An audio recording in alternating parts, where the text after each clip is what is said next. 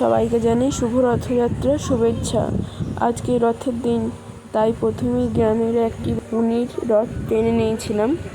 তারপরে কঙ্কালীতলা যাওয়ার জন্য বেরিয়ে গেছিলাম।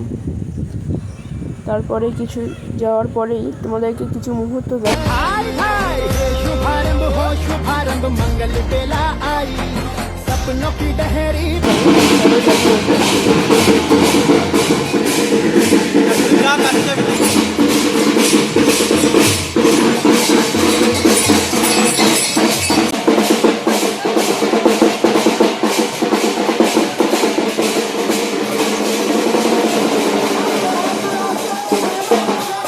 এরপরে যখন এই নাচগুলি হয় তখন কারণবশত আমাকে বাড়ি চলে আসতে হয়, তাই আর নাচের ভিডিও করা হয়নি।